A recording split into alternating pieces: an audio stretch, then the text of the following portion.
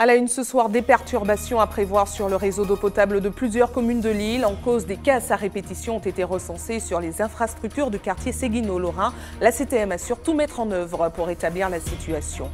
Des cimetières lumineux pour la Toussaint et la fête des morts. La tradition a globalement été respectée dans toutes les communes de l'île. Nous avons suivi les familles lamantinoises qui ont décoré les sépultures de leurs proches disparus.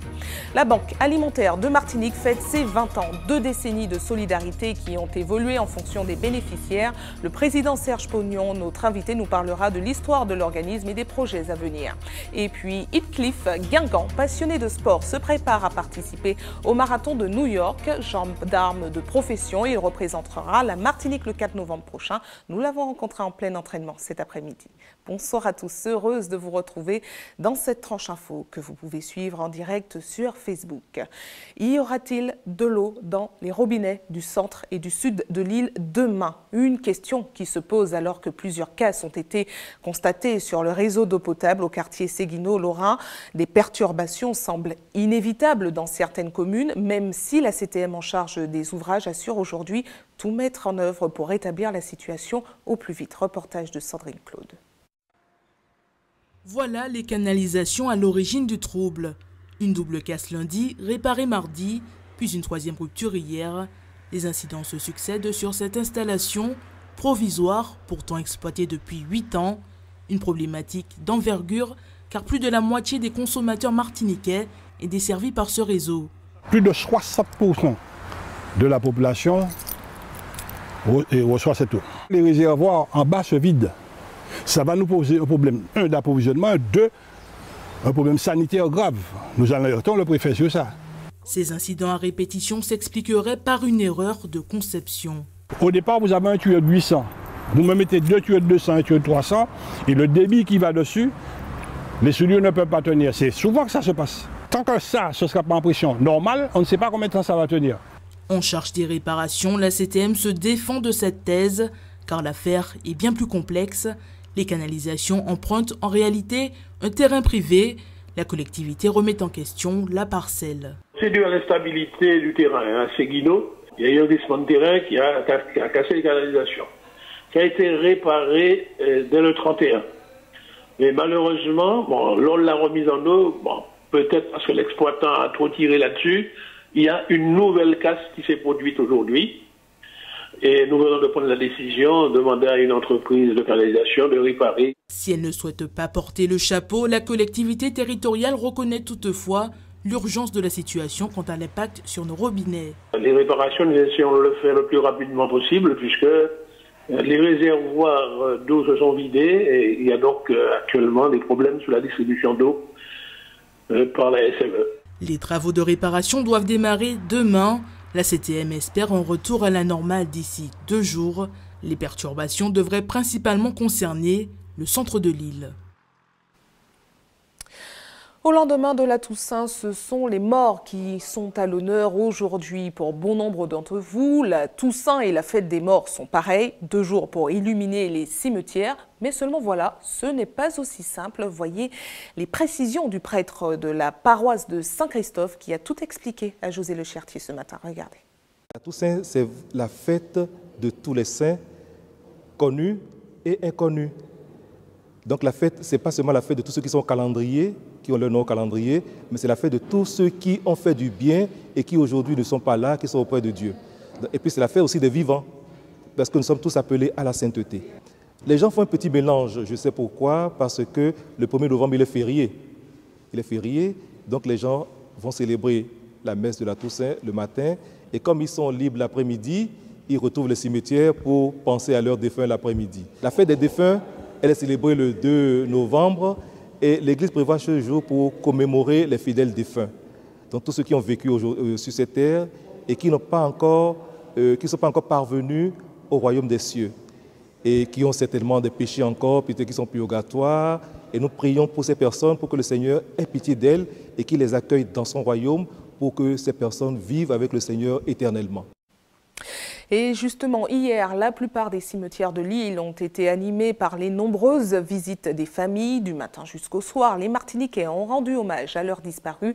Camille Joseph s'est rendu au cimetière du Lamentin et vous allez le voir, il brillait de mille feux à la fermeture. Regardez.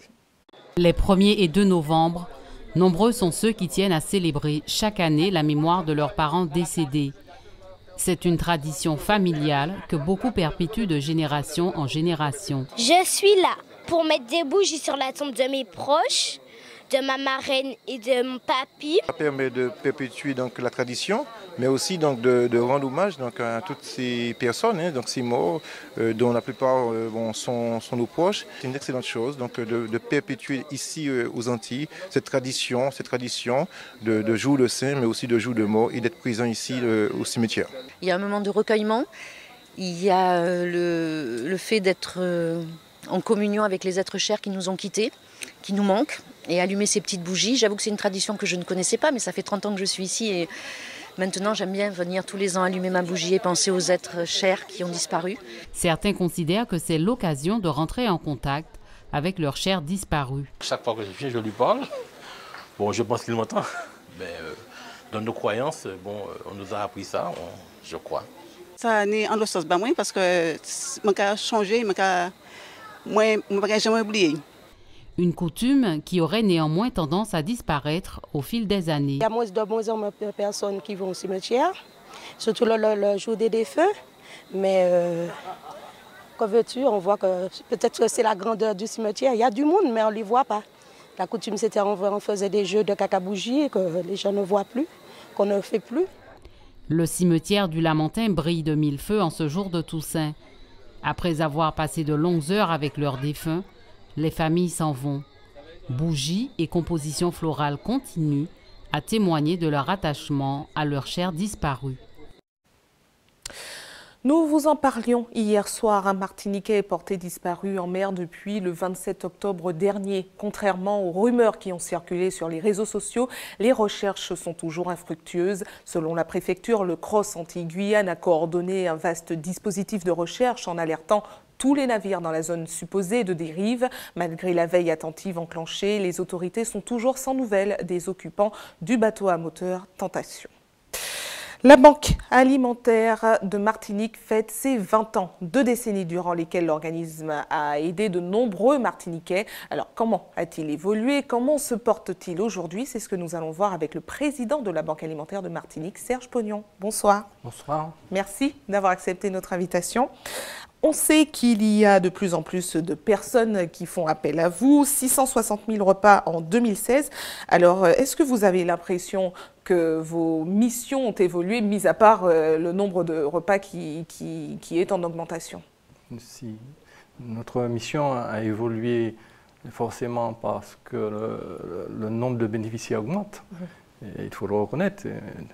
Et puis, il y a aussi des contraintes administratives qui nous posent un peu notre façon de voir l'aide alimentaire. Et forcément, ça nous demande une obligation de nous former, d'imaginer d'autres façons de collecter.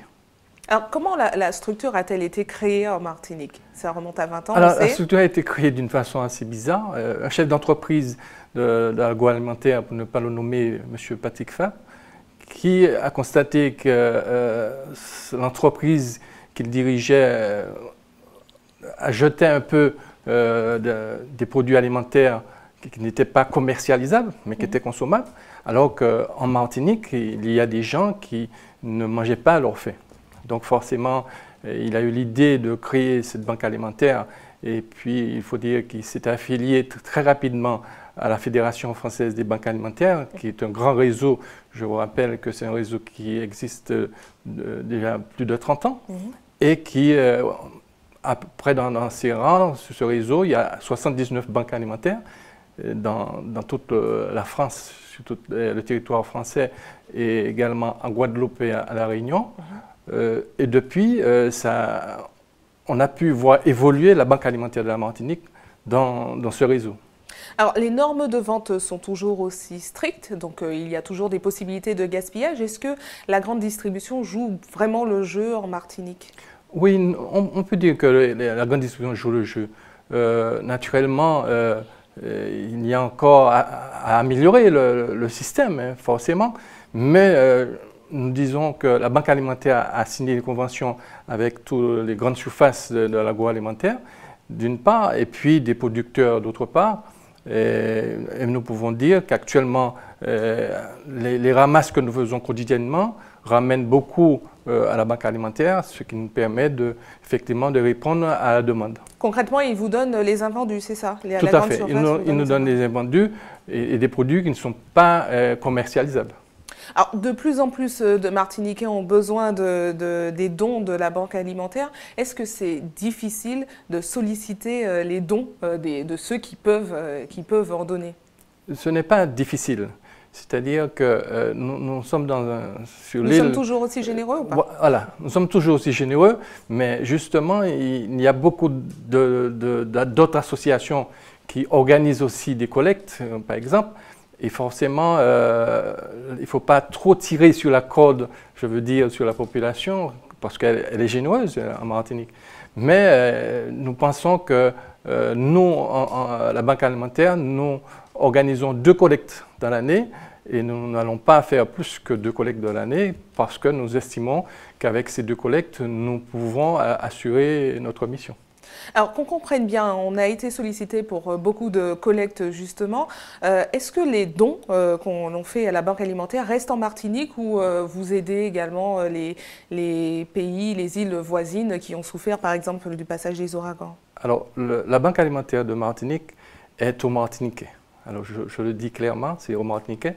Donc nous recevons des produits de l'Union européenne et également des produits des collectivités, des GMS et des producteurs agricoles, par exemple. Lors des passages des ouragans d'Irma, donc forcément, nous avons, dans le cadre de la solidarité entre banques, nous avons aidé la Banque alimentaire de la Guadeloupe. Et par contre, lorsque Maria a détruit un peu l'île de la Dominique, la préfecture nous a demandé d'assumer au moins la partie alimentaire, de l'aide alimentaire pour les sinistrés de la Dominique qui sont sur le territoire de la Martinique. D'accord, donc les dons restent en Martinique. Alors vous avez également eu quelques coups durs avec vos dépôts qui ont brûlé. Comment vous en êtes-vous remis? Est-ce que là c'est totalement rétabli? Non, on ne peut pas dire qu'on est totalement rétabli, mais nous sommes en pourparlers. Nous pensons qu'en 2018, nous allons peut-être voir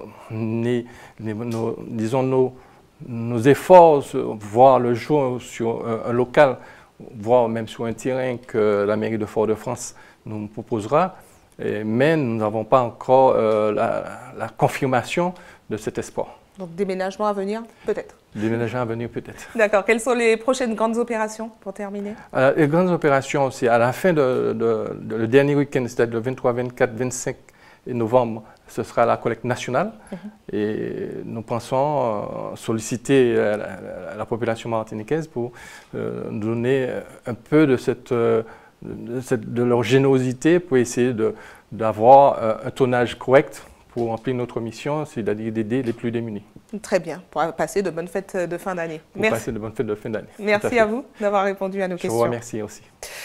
Restez avec nous à suivre. Dans un instant, nous parlerons de la nouvelle formule du Levothyrox prescrit aux malades de la thyroïde qui crée de vives polémiques à cause de ses effets secondaires. Des ressentis qui seraient pour la plupart psychologiques selon l'endocrinologue Nadia Saba. Et puis enfin de JT, le film Festival est en préparation dans la commune des Anses d'Arlé. Le coup d'envoi est prévu demain dans le petit cinéma arlésien. Je vous le disais, la nouvelle formule du lévothyrox ne serait pas vraiment dangereuse pour la santé. C'est en tout cas l'avis de l'endocrinologue Nadia Saba. Selon elle, si 0,1% des personnes malades de la thyroïde qui en ont pris ont réellement eu des effets indésirables suite à la prise du médicament, la plupart des autres malades seraient plus touchés par un effet nocebo, c'est-à-dire que les répercussions seraient surtout psychologiques. Voyez les explications de Pierre Trifou. Le lévothyrox est un médicament destiné aux patients qui souffrent de troubles de la thyroïde. La composition du médicament a changé depuis fin mars 2017 et des milliers de patients affirment qu'ils souffrent depuis cette date d'effets secondaires graves. Alors le lévothyrox, on a un petit souci en fait au niveau de la reformulation. Donc le laboratoire Merck a reformulé donc à la demande de la NSM un nouveau produit il y a à peu près 5-6 mois. Donc nous fonctionnons en ce moment sur l'ancien lévothyrox et en même temps sur le nouveau. Et on s'est aperçu, surtout via les réseaux sociaux, qu'il y avait des petits effets secondaires divers et variés liés à la nouvelle formulation, la molécule n'ayant pas changé, donc ce serait plutôt lié aux excipients, c'est-à-dire aux produits qui permettent de transporter la molécule dans l'organisme. Voilà. Il s'agit d'une hormone de substitution, la lévothyroxine, consommée par près de 3 millions de personnes en France. Le changement de formule ne concerne pas le principe actif, mais porte sur des substances appelées excipients, qui lui sont associées. Le laboratoire estime que la très grande majorité des patients n'ont pas vu de différence et invite tous les consommateurs de ce médicament à consulter leur médecin pour mettre en place un suivi approprié et se soumettre à des dosages qui permettent de rééquilibrer, si besoin, le traitement.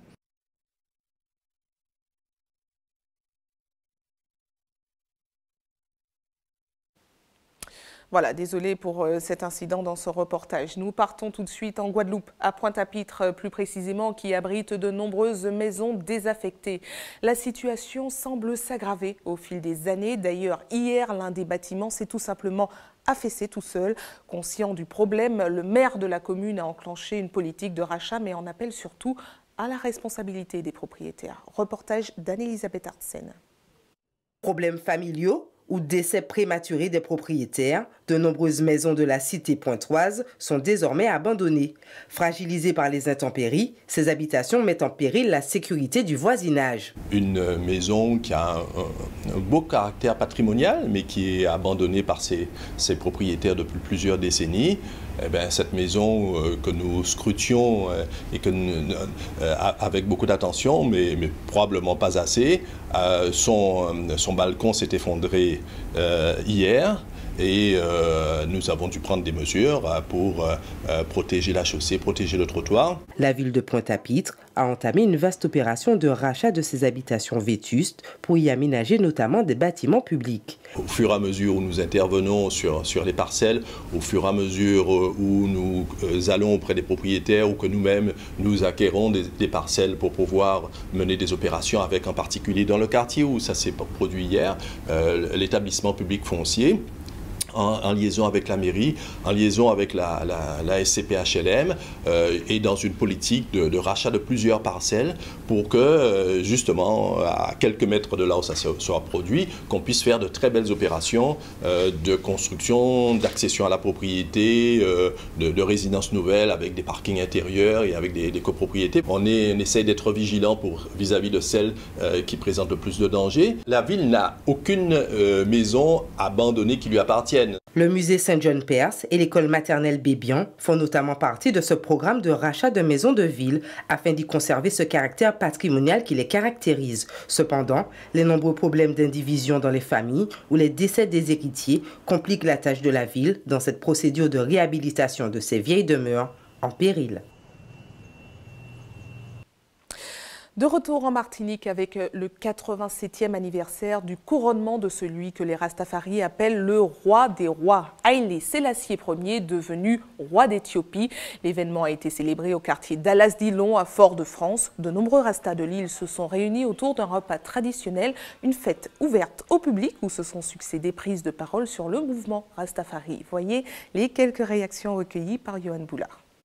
Fondamentalement, en Rastafari, c'est un homme femme qui reconnaît la divinité de l'empereur Haïlé Sélassié Ier. Ras Tafari. Tafari, c'est le nom de l'empereur Haïlé Sélassié Ier à sa naissance, quoi. Sa mère l'a appelé Liji Tafari. À l'heure actuelle, en pays, il y a différents gens qui peut-être Rasta, qui, entre guillemets, mais qui n'y ont un look Rasta, mais qui aussi qui intègre une société, qui travaille, qui a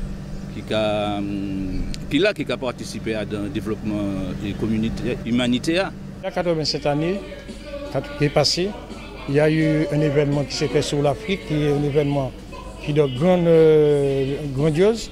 C'est le couronnement de Sa Majesté Haïlé Sélassie, qui est devenu le roi des rois de l'Éthiopie. C'est un événement qui est grandiose, pas seulement pour la famille Rastafari, mais c'est grandiose aussi pour ce que nous appelons l'humanité. Rastafari est venu pour l'humanité, il n'est pas venu pour les Rastas seulement. Et d'ailleurs, l'Ethiopian World Federation, qui est le vecteur de cette manifestation, nous disons notre constitution, c'est nous les peuples noirs. Donc il veut dire qu'aujourd'hui, qu'il y a un adventiste, qu'il y a un téléphone qui vienne, il sera bien reçu de la maison de Sa Majesté Haïlé Sélassie. Et on ne fait pas de distinction entre les gens.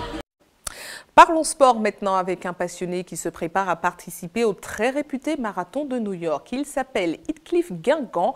Il est gendarme et prend très à cœur le fait de représenter notre île dans la grosse pomme.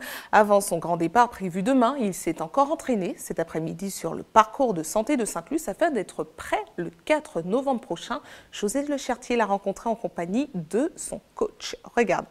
Alors donc là on approche, on est quasiment à 4 jours de la compétition. Donc aujourd'hui, je te propose une séance déroulée en fait. Dernière recommandation du coach avant le grand départ pour New York. Heathcliff participera pour la première fois à un marathon. Son choix s'est porté vers New York, une épreuve réputée difficile. L'athlète aborde ce rendez-vous avec optimisme. Un esprit plutôt libéré et avec l'envie maintenant de participer. Puisque dans la durée, c'est vrai qu'une préparation est assez longue.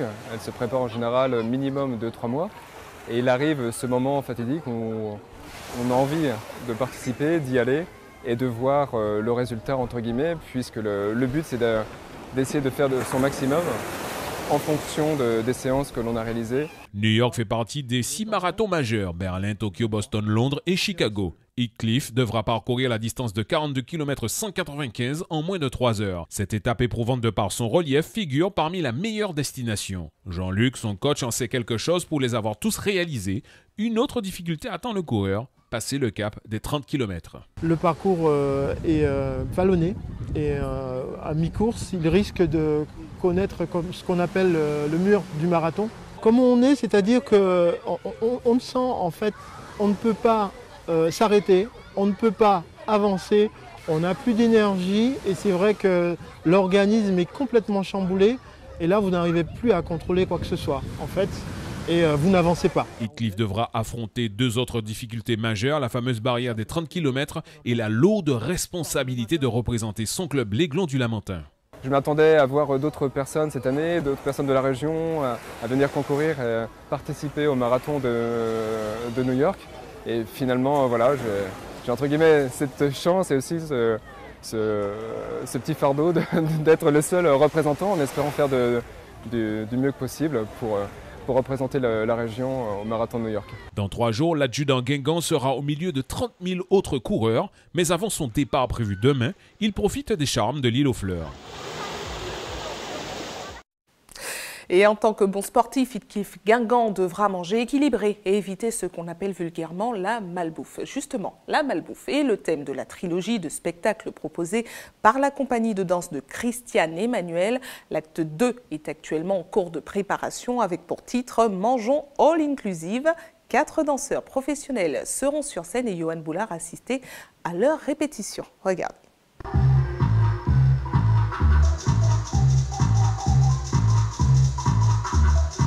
Des sonorités de Jeff Bayard, des gestes du quotidien mis en scène, le thème, l'alimentation et ses dérives. Ces 2 danseurs faisaient déjà partie du voyage pour l'acte 1. Pas question de faire un remake, on sait creuser les méninges. Comment revenir avec une gestuelle originale, une nouvelle gestuelle, comment travailler dans l'espace justement autrement pour trouver d'autres façons d'aborder le mouvement, d'aborder le temps. Et pour qu'on puisse amener encore les gens à autre part. Pour eux, c'est aussi l'occasion d'éveiller les consciences et de promouvoir les produits locaux. Il y y a de belles choses qui se font ici et que bon, ça serait bien de consommer ça et de faire en sorte qu'on devienne plus consommateurs bêtes et qui ne réfléchissent pas, mais des consommateurs qui savent ce qu'ils mettent dans leur bouche et puis comment ils mangent et adaptés à leur culture, leur environnement direct, quoi. Un spectacle de 60 minutes pour un thème plus que jamais d'actualité. En Martinique, 20% de la population souffre de surpoids. Ça va pour flex, moi j'aime bien comme ça. Le maître de cérémonie n'est pas à son coup d'essai, plus d'une quinzaine de pièces à son actif. Pourtant, adapter la chorégraphie à cette thématique n'a pas été chose facile. Nous avons fait des recherches chorégraphiques entre le sucré et le salé. Donc, quelle matière sucrée peut nous emmener à telle chose? Quelle matière salée peut nous emmener à autre chose? Le seul objet de convoitise est une glacière parce que c'est notre garde-manger moderne. Donc c'est tous ces éléments-là qui sont développés. Quel rapport nous mettons? Comment nous nous mettons en rapport avec la glacière? Est-ce que nous sommes agressifs? Est-ce que nous sommes en position de séduction par rapport à la glacière? Non, voilà. Ici, l'artiste revient à la fonction première de son œuvre, dénoncer. Dénoncer la malbouffe, pour dénoncer le comportement de l'être humain vis-à-vis de la nourriture, pour dénoncer aussi ce mauvais rapport, cette addiction qu'on a surtout au sucre. 10 ans plus tard, je vois que rien n'a changé. Au contraire, il y a plus de snacks de malbouffe. Maintenant, la grande mode, c'est de surtaxer les sodas, de rajouter des taxes au lieu de baisser le taux du sucre. Donc nous sommes dans un genre de spirale infernale. En attendant l'acte 3 de la trilogie, la première représentation de cet opus aura lieu les 8 et 9 novembre à 20h au Tropicatrium.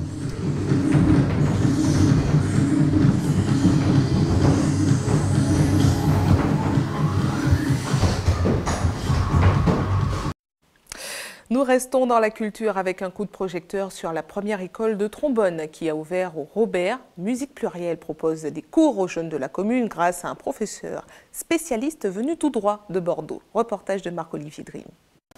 C'est bon, tout le monde est prêt? C'est parti.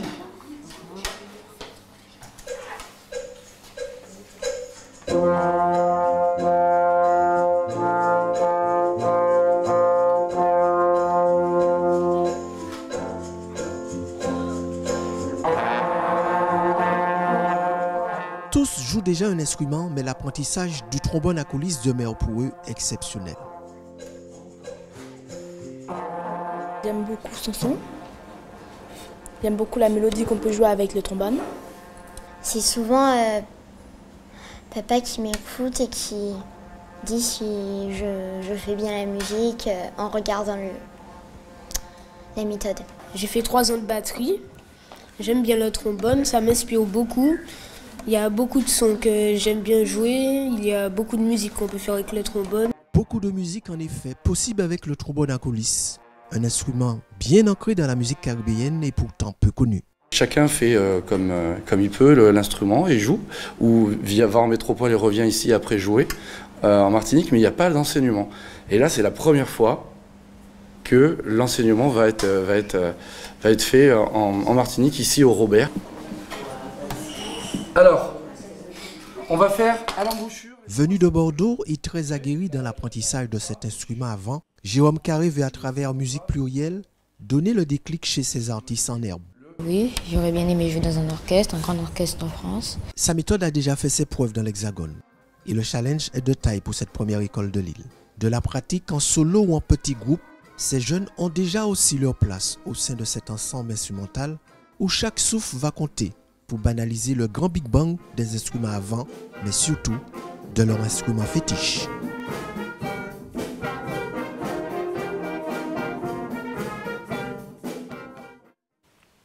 C'est le moment de jeter un coup d'œil sur les initiatives dans vos quartiers. Place à notre JT des communes.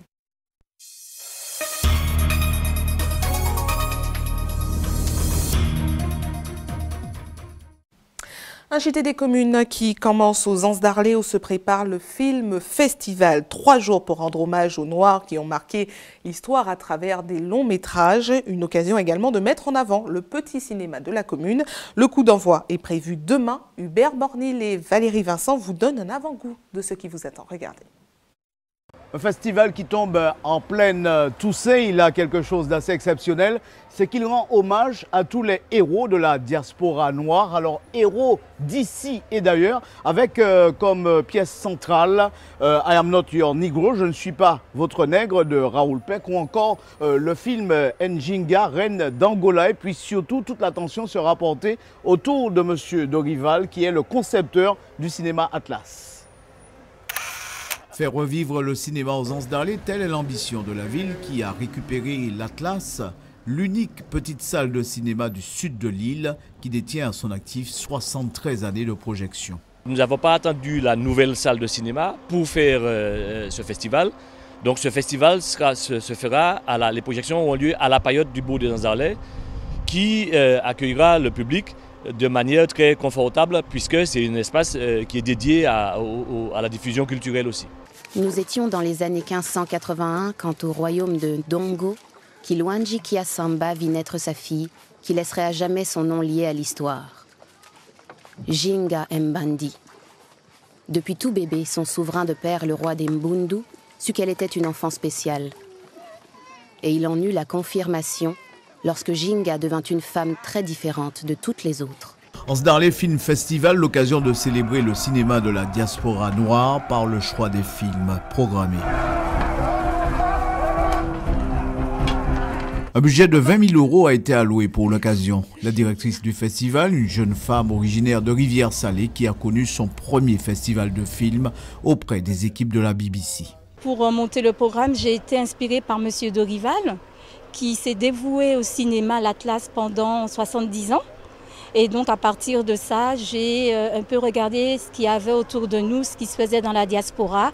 Et j'ai réuni des films qui nous fait découvrir des grandes figures de la diaspora. 5 longs métrages qui dévoilent des histoires glorieuses, émouvantes, parfois insolites. Ce festival entend contribuer à une meilleure connaissance des réalités noires dans le monde. On va commencer le festival avec Henrietta Lake, c'est une Afro-américaine dont les cellules ont été prélevées à son issue. Et ces cellules ont en fait permis à la médecine de faire des avancées prodigieuses et personne ne connaît l'histoire de cette femme. Lancement du festival avec l'aventure de Bessouro, talentueux combattant brésilien, une première au cinéma pour la capoeira. Todo capoeirista tem direito de escolher seu nome novo, porque esse nome é para a vida toda, até para depois da vida. Qual é? Besouro. À ne manquer sous aucun prétexte, on vous l'a dit durant ces 3 jours à partir de demain, vendredi soir, 3 jours de films et les ateliers. Et comme il est bon usage de dire dans ce cas-là, bon film. Information pratique avant de refermer cette édition à l'attention de ceux qui souhaitent faire un don de sang demain. Notez qu'une collecte sera organisée de 13h à 18h sur le parking de la Grande Récré à Cocotte-du-Cos. Et puis comme chaque jour ouvré, une équipe sera également à votre disposition de 9h à 16h à la Maison du Don au CHU Pierre Zobda-Kidman au quartier Lamena à Fort-de-France. Et c'est la fin de votre journal local et régional, mais ne bougez pas, la tranche info continue. On se retrouve dans une poignée de secondes avec Régine Germani en Tchèque. À tout de suite.